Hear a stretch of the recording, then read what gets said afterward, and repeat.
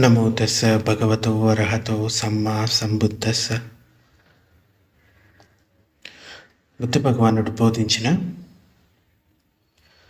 విపశ్యనలో 3 విషయాలు మనం అర్థం చేసుకోవాలి. అనిత్య, దుఃఖ, అనాత్మ. వీటి జ్ఞానం ఎప్పుడైతే మనకు లభిస్తుందో అప్పుడే మన చిత్త విముక్తి అనేది కలుగుతుంది. ఈ శరీరం అనిత్యమైనది, అలాగే మనసు అనిత్యమైనది. అంటే నిత్యంగా ఉండేది ఏమీ లేదు, పుడుతూ గిడుతూ ఉంటుంది. మన శరీరం ప్రతి క్షణం పుడుతూ గిడుతూ ఉంటుంది. అలాగే మనసులో కలిగే ప్రతి భావన కూడా పుడుతూ గిడుతూ ఉంటుంది, అంటే ఆలోచనలు. దానిని చక్కగా అర్థం చేసుకోవాలి. అలాగే ఈ పంచ ఉపాదాన స్కంద దుఃఖ అని బుద్ధ చెప్తాడు. ఉపాదాన స్కంద అంటే ఈ మనసు, ఈ శరీరం 2 కూడా దుఃఖమే. దీంట్లో సుఖం అన్నది ఏమీ లేదు అని చెప్తాడు. దానికి సంబంధించిన జ్ఞానం కూడా మనకి కలగాలి. తర్వాతది అనాత్మ. సాధారణంగా ధ్యానంలో అనిత్య స్వభావాన్ని సరైన విధంగా అనుభూతికి తెచ్చుకొని అవగాహన కలిగించుకోవాలి. ఈ అనిత్య లక్షణం పరిపూర్ణంగా అవగాహన కలిగినప్పుడు శ్రోతాపత్తి మార్గ జ్ఞానం ప్రాప్తిస్తుంది. ఈ జ్ఞాన ప్రకాశం వలన ఆత్మదృష్టితో కూడిన అహంకారం అంటే సత్కాయ దృష్టి ధ్యాన సాధకుడిలో సంపూర్ణంగా తొలగిపోతుంది. సాధారణంగా విపశ్యన ధ్యానం చేసేటప్పుడు ఈ శరీరంపై కలిగే ఎటువంటి సంవేదనలైనా కానీ, అంటే ఎటువంటి ఫీలింగ్ అయినా కానీ, తల నుంచి పాదాల వరకు వాటిని ఎరుకతో గమనిస్తూ ఇవి కూడా అనిత్యమైనవే, నిత్యంగా ఉండేవి కాదు అనే స్వభావాన్ని అక్కడ పెంపొందించుకుంటాం. అంటే ఈ అనిత్య స్వభావాన్ని మనం ఇంకా పెంపొందించుకుంటూ సమతతో ఉండడానికి ప్రయత్నిస్తాం. మనసులో జరిగే ప్రతి విషయం కూడా మన శరీరం పైన ప్రకటితమవుతుంది ఫీలింగ్ రూపంలో. ఆ ఫీలింగ్ సుఖంగా అనిపిస్తే దాని పట్ల రాగాన్ని పెంచుకుంటాం. ఆ ఫీలింగ్ కావాలి కావాలి అని. ఆ ఫీలింగ్ కనుక మనకి నచ్చలేదనుకోండి, ఈ శరీరం పైన దుఃఖ సంవేదనలు కలుగుతాయి. అప్పుడు దాని పట్ల ద్వేష భావన, ఇది నాకు వద్దు, ఇది జరగకుంటే బాగుండేది అని ద్వేష భావన కలుగుతుంది. ఇక్కడ మనం రియల్గా చేయాల్సింది ఏంటంటే, శరీరం పైన ఎటువంటి వేదనలైనా కానీ, అది సుఖ వేదనలు కానీ దుఃఖ వేదనలు కానీ, వాటిని సమతతోటి చూడటమే మనం చేయాల్సిందంటే వాటి పట్ల ఉపేక్షతో ఉండాలి. అప్పుడే మన లోపల ఉన్న ఈ సత్కాయ దృష్టి అన్నది తొలగిపోతుంది. నిత్యంగా భావించే విషయాలు ఇక్కడ ఏమీ లేవనేది తెలుస్తుంది. ఆత్మ అనేది నిత్యంగా ఉంటుందని కొంతమంది మిథ్యా దృష్టిల్లో ఉంటారు. అటువంటిది ఏమీ లేదు అనేది స్పష్టంగా తెలిసి వస్తుంది. ఈ జనన మరణ చక్రంలో పడి తిరిగాడు ప్రాణులకు ఈ భవ సంసారంలో బుద్ధ శాసనం లభించడం చాలా అరుదుగా జరుగుతుంది. 1,00,000 జన్మల్లో కూడా వారికి బుద్ధ శాసనం లభించే అవకాశం ఉండదు.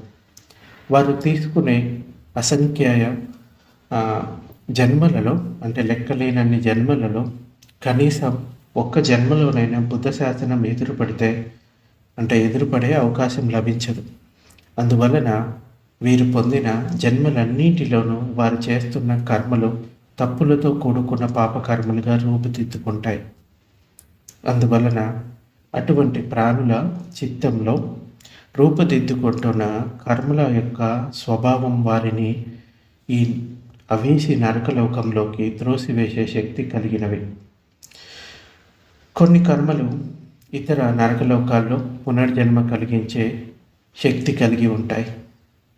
8 ముఖ్యమైన నరకలోకాలు ఉన్నాయి అనేది మనకి త్రిపిటకల్లో కనబడుతుంది.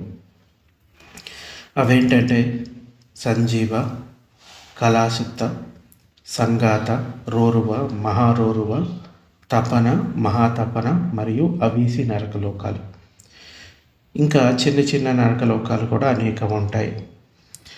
ఒకవేళ నరకలోకాలు తప్పిపోయినా ఇంకా 3 రకాలైన అధోలోకాలు అంటే ప్రేత, అసుర మరియు జంతులోకాలు.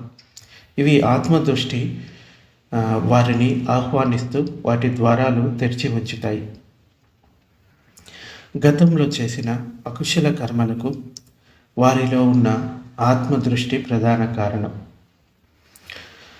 ఇది ఆ ప్రాణులను అనుశయ రూపంలో వారు పొందిన అన్ని జన్మల్లోనే అనుసరిస్తూ ఉంటుంది. అంటే అదే పాపకర్మలు చేయిస్తూ ఉంటుంది అనుసరిస్తూ. ఎంతవరకు నేను, నాది అనే సత్కాయ దృష్టితో కూడిన ఆత్మదృష్టి ప్రాణులలో బలంగా నాటుకొని ఉంటుందో అంతవరకు వారు చేసిన కర్మలన్నీ అకుశలాలుగానే రూపుదిద్దుకుంటాయి. ఒక్కోసారి ఇలాంటి వారు చేసిన ఏదో శక్తివంతమైన కుశల కర్మ ఫలితంగా వారు స్వర్గలోకాల్లో జన్మించి అన్ని రకాల సుఖ సంతోషాలు, భోగభాగ్యాలు అనుభవిస్తూ ఉన్నప్పటికీ వారి దృష్టి ఎల్లప్పుడూ అపాయ లోకాల వైపుకే తిరిగి ఉంటుంది. అంటే సత్కాయ దృష్టి కారణంగా. అలాగే ఇలాంటి వారు ఏ రూప బ్రహ్మలోకంలో జన్మించినా లేక అరూప బ్రహ్మలోకంలో జీవించి ఉన్నప్పటికీ వీరి సత్కాయ దృష్టి కూడా అపాయ లోకాల వైపే తిరిగి ఉంటుంది. అంటే కొన్ని మంచి కర్మలు చేయడం వల్ల భవిష్యత్తులో ఈ సుగతులలో అంటే స్వర్గలోకాల్లో జన్మించినా కానీ అది కూడా అనిత్యమైనదే. వాళ్ళు ఏదైతే పుణ్యం చేశారో అది అయిపోయిన తర్వాత మళ్ళీ ప్రాణి ఏదో ఒక అధోలోకంలోనో ఇంతకుముందు వాళ్ళ కర్మ ఫలితం కారణంగా మళ్ళీ ఏదో అధోలోకంలోకి వెళ్ళాల్సి రావచ్చు. కొబ్బరి చెట్టుకు కాసే కొబ్బరికాయలు ఉన్నతమైన ఎత్తులో కొబ్బరి చెట్లకు అతుక్కొని ఉన్నప్పటికీ దానిలో ఎల్లవేళలా కిందికి జారి పడిపోకుండా పడడానికి ఉండే స్వభావ లక్షణం మిళితమై ఉంటుంది. కొబ్బరికాయకు అతుక్కొని ఉన్న తొడిమ బలంగా శక్తివంతంగా ఉన్నంత వరకు కొబ్బరికాయ చెట్టు పైన వేలాడుతూ తనంతా గొప్పగా ఉన్నతంగా ఏదీ లేదని భావిస్తూ ఉంటుంది. ఎప్పుడైతే దానిని అంటి పెట్టుకొని ఉన్న తొడిమ బలహీనమైనప్పుడు ఆ కొబ్బరికాయ చెట్టు నుండి విడిపోయి అది అత్యంత దయనీయంగా నేలపైకి జారిపోక తప్పదు. సరిగ్గా ఇలాగే ఆత్మదృష్టితో ఉన్న దేవతలు, బ్రహ్మలు ఉన్నత దేవలోకాల్లో ఉండే బ్రహ్మలోకాల్లో అత్యున్నత జీవితాన్ని గడుపుతూ ఆనందిస్తూ ఉన్నప్పటికీ వారిలోని ప్రాణశక్తి బలంగా శక్తివంతంగా ఉన్నంత కాలం మాత్రమే వారు అక్కడ జీవించి ఉండగలుగుతారు. వారిలోని ప్రాణశక్తి బలంగా శక్తివంతంగా ఉంచడానికి గల శక్తి కొబ్బరికాయను కింద పడనీయకుండా ఆపిన తొడిమి యొక్క శక్తి వంటిది. కొబ్బరికాయ తొడమలో ఆ బలమైన శక్తి బలహీనమై తొడిమ ఎండిపోయినందున ఆ తొడిమ కొబ్బరికాయను మోయలేక వదిలిపెడుతుంది. అలాగే దేవతలు ఇంకా బ్రహ్మలలో ఉండే ప్రాణశక్తి కూడా బలహీనమైనప్పుడు ఆ ప్రాణశక్తికి ఆ దేవతలను, ఆ బ్రహ్మలను ఉన్నత లోకాల్లో నిలిపి ఉంచగలిగే శక్తి సన్నగిల్లిపోవడం వలన ఆ లోకాలలో దేవతలు, బ్రహ్మలు మరణించి వారిలో ఆత్మదృష్టి కారణంగా వారి చిత్తాలు బరువెక్కి మేరు పర్వతమంతా ప్రమాణం పెరిగి ఆ సత్వులను అధోలోకానికి దింపేస్తుంది. బ్రహ్మలోకంలో ఉన్నతమైన బ్రహ్మలకే ఈ గతి పడుతూ ఉందంటే అంతకన్నా క్రింద లోకాల్లో జీవించి ఉండే దేవతలు, మనుషుల గురించి చెప్పేది ఏముంది? దానిని వేరుగా వివరించిన అవసరం లేదు. బ్రహ్మలోకాలలో బ్రహ్మ మహారాజులుగా, దేవలోకాలలో దేవతల రాజులుగా వారు భోగభాగ్యాలను అనుభవించిన వారైనప్పటికీ వారి మానసిక స్థితిలో 8 మహానరకలోకాలు నిర్మాణమై తయారుగా ఉన్నాయి. ఇంతకన్నా చిన్న చిన్న నరకలోకాలు అనేకాలు కూడా వీరి మానసిక స్థితుల్లో వారు చేసిన పాపకర్మల అనుసారం నిర్మాణమై ఉన్నాయి. నరకలోకాలే కాకుండా వారి కర్మానుసారంగా ప్రేతలోకాలు, అసురలోకాలు, జంతులోకాలు కూడా వారిలో నిర్మితమై ఉన్నాయి. కానీ ఈ బ్రహ్మలకు, దేవతలకు వారి చిత్తాలలో అన్ని రకాల అధోలోకాలు వారు గతంలో చేసిన దుష్టకర్మ అనుసారంగా నిర్మితమై ఉన్నాయని వారికి తెలియదు. అందువలన వారికి రాబోయే ప్రమాదం గురించి తెలియకపోవడం వలన వారు దేవలోకాలలో, బ్రహ్మలోకాల్లో జీవించి ఉన్నంత వరకు సుఖ సంతోషాలు, ఐశ్వర్య సంపదలు, భోగభాగ్యాలు అనుభవిస్తూ ఆనందకరమైన జీవితాలను గడుపుతూ ఉంటారు. వీరు గతంలో చేసిన కర్మలన్నీ అహంకారపూరితంగా చేసినట్టువే. అందువలన అవి పాపాన్ని కలిగించే అకుశల కర్మలుగా రూపుదిద్దుకున్నాయి. ఇవన్నీ వీరు కర్మానుసారంగా పొందుతున్న జన్మలన్నిటిలోనూ సంచిత రూపంలో వీరిని వెంబడిస్తూనే ఉంటాయి. వీటన్నిటిని నశింప చేసుకోవాలి అంటే వీరికి ఒకే ఒక మార్గం ఉంది. అది వారిలోని సత్కాయ దృష్టిని తొలగించుకోవడమే. వారు చేసిన కర్మలన్నిటికీ శిరస్సు వంటిది ఈ సత్కాయ దృష్టి. ఇది నశించిన వాడు శిరస్సు లేని దేహంలాగా వారిలో ఉన్న ఇతర పాప కర్మలన్నీ ఎవరితో చెప్పకుండా సంపూర్ణంగా నశించిపోతాయి. దీని ఫలితంగా వీరు హీనమైన కీటకాలుగా లేకపోతే జంతువులుగా జన్మలు కానీ, భయంకరమైన అవీసి నరకలోకంలోని జన్మలు కానీ, వికృతమైన ప్రేత రాక్షస జన్మలు కూడా వాటితో పాటే నశించిపోవడం వలన సత్వుడు అంటే ఆ ప్రాణి అర్హుడవుతాడు, పుణ్యాత్ముడు అవుతాడు. అప్పుడేం జరుగుతుంది? అధోలోకాల వైపుకు తిరిగి ఉన్న శిరస్సు పైకి లేచి ఉన్నత లోకాల వైపు తిరుగుతుంది. సత్వుడి జీవితమే మారిపోతుంది. అపాయ లోకాల భయం ఇక సత్వుడికి ఎంత మాత్రం లేదు. ఇక వారు పొందబోవు జన్మలన్నీ మానవ లోకంలోనో, శ్రీమంతుల కుటుంబంలో, దేవలోకాలలో భోగభాగ్యాలు, బ్రహ్మలోకంలో భోగభాగ్యాలు అనుభవిస్తూ అర్హులుగా, పుణ్యాత్ములుగా జీవిస్తూ సుఖ సంతోషాలను అనుభవిస్తూ దానితో పాటే ధ్యాన సాధన కొనసాగిస్తూ 5-6 జన్మల్లో ఎక్కువలో ఎక్కువ 7 జన్మల్లో అర్హంతుడై మరణం లేని ముక్తిని సాధిస్తారు. పైన చెప్పిన దానిని బట్టి సత్కాయ దృష్టి ఆ వ్యక్తిలో నశించిపోవడం వలన కలిగే మహత్తర లాభాలు తెలిసి వచ్చాయి. అవన్నీ గత జన్మల్లో మనకు తెలియని స్థితిలో చేసిన అహంకారపూరితమైన పాపకర్మల ఫలితంగానే జరిగినవి. దానిని మనం ఏ విధంగానూ మార్చలేం. మరి ఇప్పుడు జరిగిన తప్పును తెలుసుకొని ఊరుకుంటే ఏం లాభం లేదు. వర్తమానంలో గట్టి కృషి చేసి ధ్యాన సాధన ద్వారా సత్కాయ దృష్టిని నశింప చేసుకోవాలి. అదే మన ముందున్న ప్రధానమైన లక్షణం. ఇంకా మనిషి, దేవతలు లేకపోతే బ్రహ్మల్లో సత్కాయ దృష్టి వారి చిత్తంలో బలంగా నాటుకొని పోయి ఉన్నప్పుడు ఈ రోజున వారు ఉన్నత లోకాలలో సుఖాలను అనుభవిస్తూ సుఖ జీవితాలు గడుపుతూ ఉన్నప్పటికీ అహంకారపూరిత సత్కాయ దృష్టి ఉన్నంత వరకు భవిష్యత్తులో వారు చేసే కర్మలు దుష్టకర్మలు కావో అని ఎవ్వరూ గ్యారంటీ ఇవ్వలేరు. ఏదో ఒక పరిస్థితి కలుగుతుంది, అహంకారం ప్రజ్వలిస్తుంది, తనకు హాని జరుగుతుందన్న భ్రమ కలుగుతుంది. దానికి ఫలితంగా వారు ప్రాణులను హత్య గావించవచ్చును. కన్న తండ్రిని చంపిన వారు, కన్న తల్లిని చంపేసిన వారు ఈ ప్రపంచంలో చాలామంది ఉన్నారు. లేక వారు ధర్మోపదేశాలు చేసే అర్హంతులను, అసత్య ధర్మాలను ప్రవచిస్తూ తమను మోసగిస్తున్నారన్న కోపంతో వారిని చంపడము, గాయపరచడము చేసి ఘోర పాప కర్మల్ని ఆచరించవచ్చును. అలా ఏ జన్మలోనైనా చేయవచ్చు, లేక భవిష్యత్తు జన్మల్లోనైనా పై విధంగా ప్రవర్తించవచ్చు. ఈ రోజున బుద్ధ శాసనం అమల్లో ఉంది. సత్కాయ దృష్టిని తొలగించుకోగల విద్య అందరికీ అందుబాటులో ఉంది.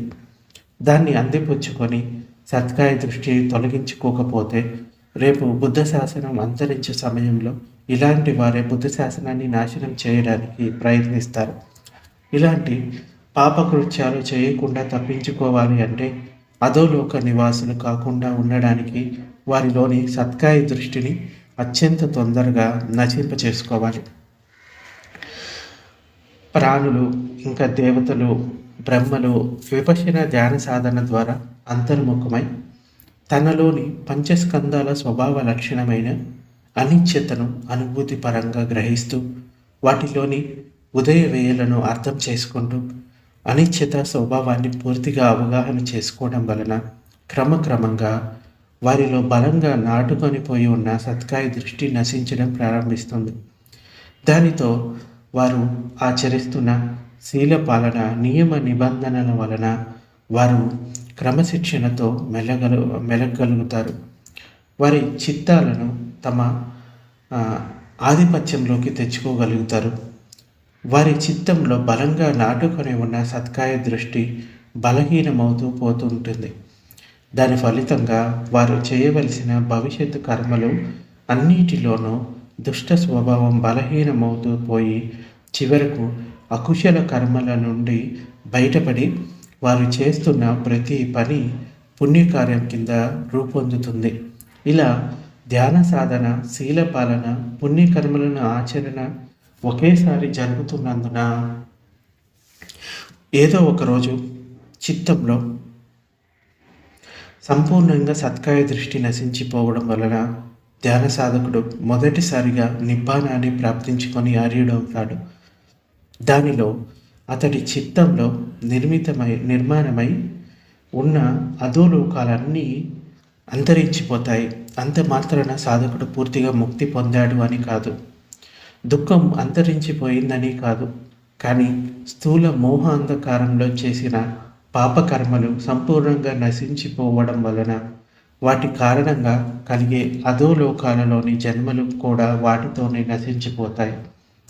ఇంకా ఆ పుణ్యాత్ముడైన ఆర్యుడు అంటే శ్రోతాపన్న స్థితిని పొందిన వ్యక్తి, అతడు పొందే జన్మలన్నీ ఉన్నత లోకాల్లోనూ లేకపోతే మానవ దేవ బ్రహ్మలోకాల్లోనూ కలుగుతాయి. బుద్ధ శాస్త్రంలో అతడు పొందిన నిర్వాణ అనుభూతి వలన సాధకుడిలో తాను ప్రయాణిస్తున్న మార్గంపై పూర్తి విశ్వాసం కలుగుతుంది. అతడిలోని సందేహాలు అన్నీ పటాపంచలైపోతాయి. ఇంకా అతడు శాశ్వతంగా బుద్ధ శాసనంలో ఉన్న ధర్మంతో అతడి భవిష్య జీవన యాత్ర కొనసాగించగలుగుతాడు. అయితే గత జన్మల్లో చేసిన కర్మలు నిర్వీర్యం ఎలా అవుతాయి? సత్కాయ దృష్టి నశించిన మరుక్షణమే ఆ వ్యక్తిలో అసంఖ్యాకంగా అహంకారపూరితమైన పాపకర్మలన్నీ నశించిపోతాయి. దీనిని ఒక ఉపమానం ద్వారా అర్థం చేసుకుందాం. ఒక పూసల దండలో అనేక పూసలు గట్టి సిల్కు దారంలోకి ఎక్కించడం ద్వారా పూసల దండ తయారవుతుంది. సిల్క్ ద్వారం ముడి వేయకుండా ఒక్క పూసను లాగేసినప్పుడు దానితో పాటే అన్ని పూసలు ఒకదానిని మొదటి దానిని వెంబడించి కిందికి జారి దొర్లిపోతాయి. కానీ అవి సిల్కు దారంతో గుచ్చబడకుండా విడివిడిగా ఉంటే ఒక్క పూసను తీసివేసినప్పటికీ అది మిగిలిన పూసలపై ఎలాంటి ప్రభావం చూపించలేదు. ఎందుకంటే అవి సిల్కు దారంతో జోడింపబడి లేవు, విడివిడిగా ఉన్నాయి. అలాగే ఒక సత్వుడు సత్కాయ దృష్టిని పెంచి పోషించినప్పుడు అతడు తనలోని పంచస్కందాలపై గతంలో పొందిన అన్ని జన్మల నుండి ఈ నేను, నాది అనే ఈ అంటే ఆత్మభావం ఏదైతే ఉందో ఆ భావనతో వాటిపై వ్యామోహం పెంచుకుంటూ పోతున్నాడు. అతడు నేను చాలా గొప్పవాడిని, నేను గత జన్మల్లో దేవలోకాల్లో బ్రహ్మలోకాల్లో జన్మించే ఉంటాను, అందుకే ఈ జన్మలో ఇంత సుఖ సౌఖ్యాలు అనుభవిస్తున్నాను అనుకుంటూ సత్కాయ దృష్టిని అనేక సందర్భాలలో బలోపేతం చేసుకుంటూ ఉంటాడు. అతడిలో సత్కాయ దృష్టి అనే సిల్కు దారం బలిష్టమై శక్తివంతమై పోతూ ఉంటుంది.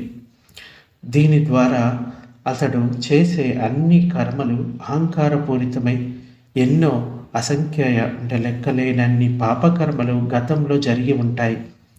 కానీ ఇంకా వాటికి అవకాశం లభించకపోవడం వలన వాటి కర్మ ఫలాలను ఆ వ్యక్తి ఇంకా అనుభవించలేదు. కానీ ఇవి సత్వుడి వెంట జన్మ తర్వాత, అంటే జన్మ పొందిన తరువాత అన్ని జన్మల్లోనూ వెన్నంటి ప్రయాణిస్తూనే ఉంటాయి. ఈ గతంలో చేసిన లెక్కలేనన్ని అకుశల కర్మలు బలమైన సిల్కు దారంతో కొచ్చబడి హారం రూపంలో ఒక దగ్గరగా ఉన్న అనేక పూసల వంటివి.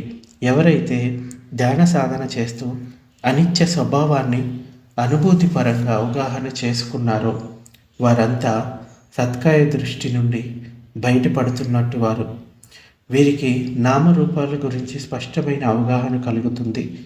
ప్రాణిలో ఉన్నది కనిపించే రూపస్కందం ఒక్కటే కాదు, అంతరంగా కంటికి కనిపించని ఈ చిత్తమనే నామస్కందం కూడా ఉంది. ఈ రెండు వేరు స్కందాలు, వేరు ధర్మాలు కలిగినట్టివి. ఈ రెండు కూడా అనిత్యమైనవే.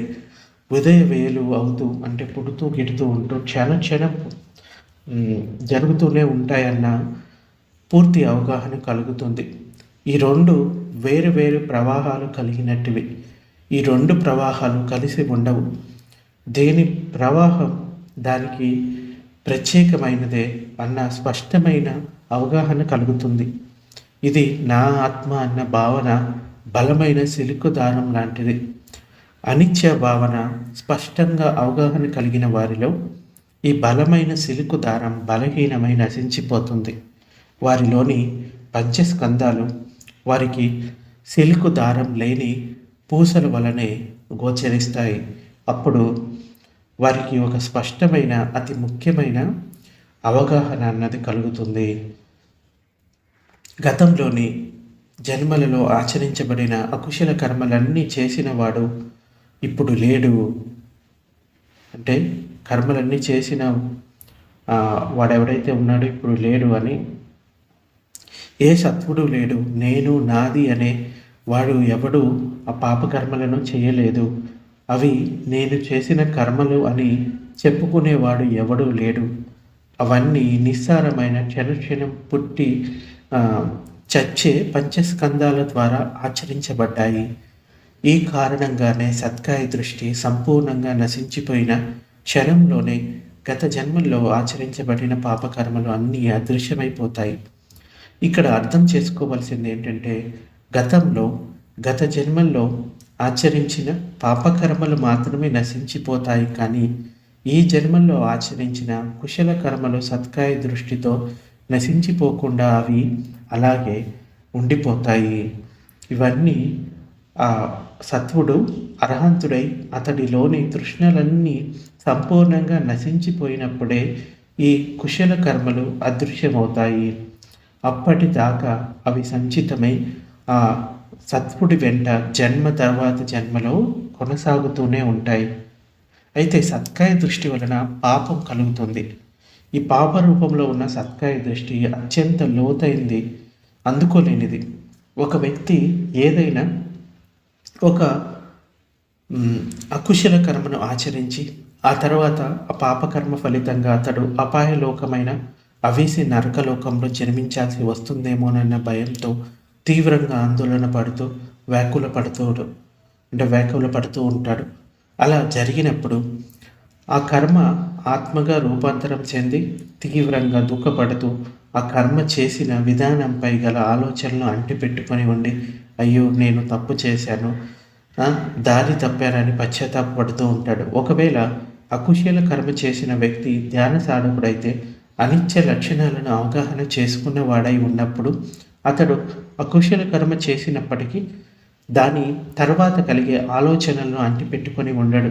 నేను తప్పు చేశాను, ఆ కర్మ నన్ను బంధించలేదు, దానికి ఎలాంటి కర్మఫలం తయారు అయ్యే శక్తి ఉండదు అని గ్రహిస్తాడు. ఇలా జరగడం అనేది అనిత్య లక్షణాలపై పరిపూర్ణ జ్ఞానం ఉన్న సత్వుడికి మాత్రమే పరిమితమై ఉంటుంది. కానీ సాధారణంగా సామాన్య జనులు, పుతుగ్జనులు, అంటే ఎటువంటి ధర్మం గురించి అవగాహన లేని వారు చేసిన కర్మ తర్వాత కలిగే ఆలోచనలను త్యజించలేకపోతారు. ఆ ఆలోచనల సుడిగుండంలో పడి తిరుగాడుతూ ఆందోళన చెందుతూ ఉంటారు. వాస్తవానికి చేసిన కర్మలు చేసిన వాడిని అంటిపెట్టుకొని ఉండవు. వాటికి కర్మఫలాలు ఏర్పడాలన్న కోరిక కూడా ఆ కర్మలకు ఉండదు. కానీ సత్వులు అంటే ఆ వ్యక్తి ఆ కర్మను బలవంతంగా కర్మఫలాలు ఉత్పన్నం చేసే విధంగా వారి ఆలోచనలతో మార్చేస్తారు. ఎలాగంటే కర్మ చేసిన తర్వాత ఆ వ్యక్తి ఆ కర్మను ఎందుకు చేయాల్సి వచ్చిందో, కర్మను ఏ విధంగా చేశాడో, ఎప్పుడు ఎవరి సహకారంతో చేశాడో, కర్మ చేస్తున్నప్పుడు ఎదుటివారి ప్రతిక్రియలు ఎలా ఉన్నాయో అని అని అనేక రకాల ఆలోచనలతో ముసురుకొని పోయి ఉండి ఆ కర్మ నేనే చేశాను, ఆ కర్మ నాదే అని ఆ కర్మను తనపై ఆపాదించుకుంటాడు. ఇలా కర్మను నేను, నాది అనే సత్కాయ దృష్టి పరంగా తనకు అన్వయించుకున్నప్పుడు బలవంతంగా ఆ కర్మను తన నెత్తిపై రుద్దుకున్నప్పుడు ఆ కర్మ తప్పనిసరి పరిస్థితుల్లో దాని కర్మఫలాన్ని ఉత్పన్నం చేస్తుంది. ఈ విధంగా పుతుగ్జనులు సత్కాయ దృష్టిని కలిగి ఉండి మోహంతో అజ్ఞానంతో వారిదైన పద్ధతిలో తప్పులు చేస్తూనే ఉంటారు. పుతుగ్జనులు చేసే ఏ అకుశల కర్మ అయినా ఇలాగే ప్రవర్తిస్తుంది. ఎందుకంటే బలవంతంగా ఆ కర్మను తనపై ఆపాదించుకొని సత్కాయ దృష్టిని పెంపొందించుకోవడం వలన చేసిన అకుశల కర్మలు ఆ సత్వుడు భవ సంసారంలో ఉన్నంత వరకు అతడు ఏ లోకంలో పునర్జన్మించినప్పటికీ అతడిని వెంటాడుతూనే ఉంటాయి. చేసిన అకుశల కర్మ ఫలాలను అనుభవిస్తూ అప్పుడు కూడా సత్వులు ఈ అకుశల కర్మ నన్ను విడిచిపోవడం లేదు, నన్ను పట్టి పీడిస్తుంది అని చేసిన అకుశల కర్మను అవును ఆ అకుశల కర్మ నేనే చేశాను అని నరకలోకంలో దాని కర్మ ఫలాలను అనుభవిస్తూ ఉన్నప్పుడు కూడా ఆ కర్మల ద్వారా కలిగే కష్టాలు దుఃఖాలను కూడా సత్కాయ దృష్టితో ఆ కర్మలను నేనే చేశాను, దాని ద్వారా వచ్చిన కర్మఫలాన్ని నేను అనుభవించక తప్పదు అని వాటిని కూడా తనపై ఆపాదించుకుంటాడు. అందువలన సత్వులు చేసిన ఆ అకుశల కర్మలను అంటిపెట్టుకొని వదలలేని కారణంగా ఆ కర్మలు ఇంకా ఇంకా కర్మఫలాలను ఉత్పన్నం చేస్తూనే ఉంటాయి.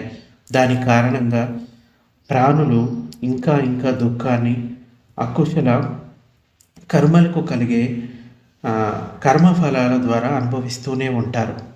అలా సత్కాయ దృష్టితో కష్టాలను కూడా అనుభవిస్తూ ఉండటం వలన ఆ ప్రాణులు తాము జన్మించిన నరకలోకాల నుండి విముక్తిని పొందలేకపోతారు. ఈ వివరణ ద్వారా మనకి సత్కాయ దృష్టి ఎంతటి భయంకరమైనదో, ఎంతటి పాపంలో సత్వులను ముంచేస్తుందో, ఇది ఎంతటి తప్పుడు మార్గమో తెలిసి వస్తుంది. ఇక్కడ మనం జరిగిపోయిన వాటి గురించి పశ్చాత్తాపడుతూ ఉండటం కాదు, ఇప్పుడు ఈ క్షణంలో ఈ పంచస్కందాలు పుడుతూ గిడుతూ ఉన్న వాటిని గమనిస్తూ ఉండాలి. ఇదే విధంగా ప్రాణులు రోగాల వలన, ముసలితనం వలన, మరణం వలన కలిగే అపాయాలు తలుచుకొని భయపడుతూ ఉంటారు. ఇలా భయపడుతూ ఉన్నప్పుడు వీరికి గతంలో అనుభవించిన ఏదైనా రోగం గురించి కానీ, ముసలితనం ద్వారా వచ్చే మరణం గురించి కానీ ఆలోచిస్తూ నేను గతంలో చాలాసార్లు రోగగ్రస్తుని అయ్యాను, ఇప్పుడున్న ముసలితనం వల్ల మరణం ప్రాప్తిస్తుంది, గత జన్మల్లో కూడా ఇలాగే రోగంతోనే ముసలితనం వల్లనే మరణించి ఉంటాను, అందుకే మళ్ళీ ఈ జన్మలో తిరిగి రోగాన్ని ముసలితనాన్ని అనుభవిస్తూ ఉన్నాను అని రాబోయే మరణం గురించి భయపడుతూ ఉంటారు.